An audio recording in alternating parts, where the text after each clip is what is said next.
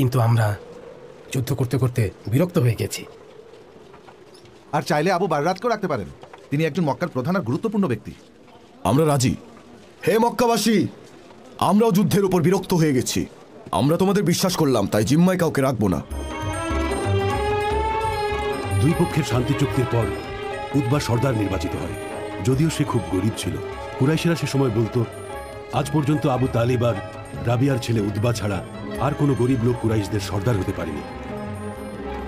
আর যদিও আল বাররাহ হারব ইবনে উমাইয়ার বন্ধু ছিল, তারপরও সেই একমাত্র ব্যক্তি যে কিনা উরওয়াহ আল রাহাল আল কিলাবিকে হত্যা করেছিল। এই হত্যার মূল কারণ ছিল আল নুমানের কাফেলারা কখনোই কুরাইশদের অনুমতি ব্যতীত যেন তাদের ভূমিতে প্রবেশ করতে না পারে। এ কারণে কুরাইশরা সকল বাণিজ্য সফরের নেতৃত্ব, কাফেলাদের বাণিজ্য, সকল চুক্তি আর ক্ষমতা নিয়ে নেয়। বলা যায় শুধু আল বাররার অপরাধের কারণেই সেই যুদ্ধ সংগঠিত হয়নি। কুরাইশেরা আসলে পার্সিয়া আর বাইজেন্টাইনদের কাছ থেকে স্বাধীনতা চাইত, আর সেই সাথে তারা চাইত সমগ্র আরবের বাণিজ্যকে তাদের দখলে নিতে। শান্তি চুক্তি সম্পাদিত হবার পর মহানবী উকাজের যুদ্ধে পীড়িতদের সহায়তা দানে যুবকদের নিয়ে ইতিহাসের প্রথম শান্তি সংঘ স্থাপন করেন। ফিজার যুদ্ধের পরিণতি হিসেবে কুরাইশরা বুঝতে পারে মক্কার এই অবস্থার জন্য তারা নিজেরাই দায়ী। এসব ঘটনার জেরে আব্দুল্লাহ ইবনে জাদানের ঘরে সভা বসে। সভাকে সফল করার জন্য কিছু ব্যক্তি পরামর্শ করার উদ্দেশ্যে কাবা ঘরে মিলিত হন। এই উকাজ বা ফিজার যুদ্ধের জন্য মহানবী যে শান্তি সংঘ স্থাপন করেছিলেন, তিনি তার নাম দেন হিলফুল ফুজুল।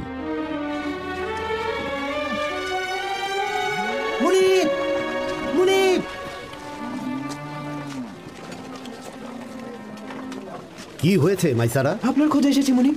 কেন, কি হয়েছে? ফুপি খাদিজা খবর দিয়েছেন একজন সৎ বিশ্বাসী নিষ্ঠাবান কুরাইশ যুবক খুঁজে দিতে হবে তার ব্যবসা পরিচালনা করার জন্য। তার স্বামীর মৃত্যুর পর ব্যবসা বাণিজ্য সামলাতে তিনি একা পারছেন না।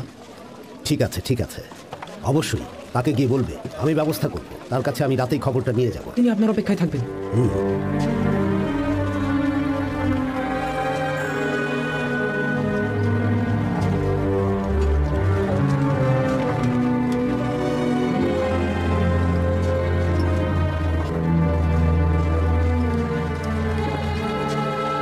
স্বাগতম আবু সুফিয়ান।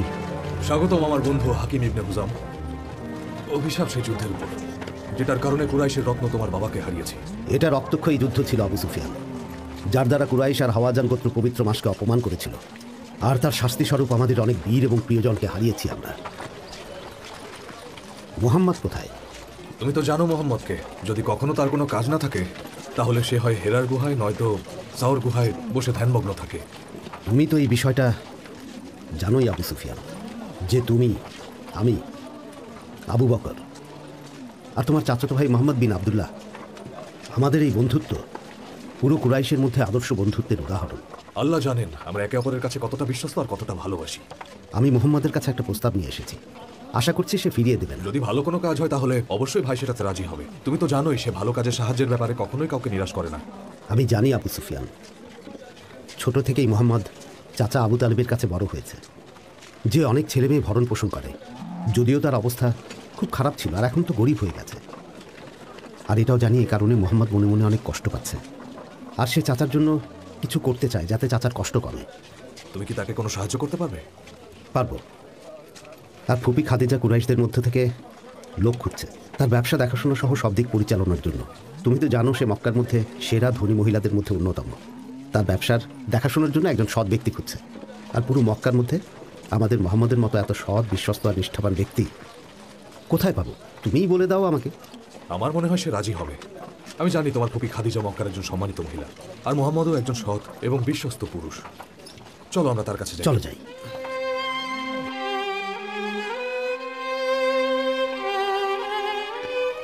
এত চিন্তা করবেন না তালিবের আব্বা, চিন্তা করা বন্ধ করুন। তুমি তো জানো আমি অভাব নিয়ে চিন্তায় আছি, কিন্তু আমার এর চেয়েও বেশি চিন্তা হচ্ছে প্রিয় মোহাম্মদকে নিয়ে। মুহাম্মদ আমাদের কাছে আমাদের ছেলে তালিব, আকিল আর জাফরের মতোই আছে। আমি জানি ফাতেমা, আমি জানি সে আমাদের অবস্থা সম্পর্কে জানে, তাই সে নিজের দুঃখ চেপে রেখে আমাদের জন্য কিছু করার চেষ্টা করছে। যদিও তার করার মতো কিছুই নেই, আর আমিও তার কাছ থেকে কোনো কিছুই নিতে চাই না। ও সাধারণ বালকদের মতোই জীবনযাপন করুক, চাই না ঘরের কোনো দায়িত্ব পালন করুক। যদিও সে জানে না কিভাবে দারিদ্র্যের সঙ্গে মোকাবেলা করতে হয়, তবুও আপ্রাণ চেষ্টা করে যাচ্ছে আমাদের জন্য।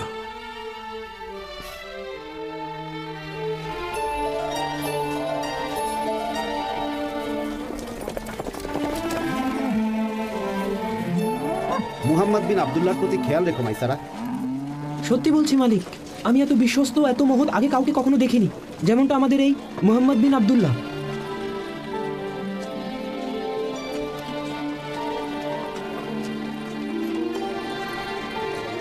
মনে রেখো আসামে যাচ্ছে এই সফর মাইসারা। সেখানকার পথ তুমি ভালো করে চেনো, কারণ এর আগেও তুমি ওই পথে গিয়েছো।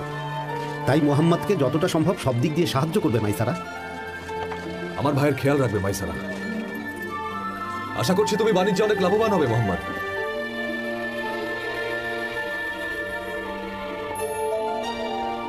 আমি খুবই খুশি হয়েছি ফুপি।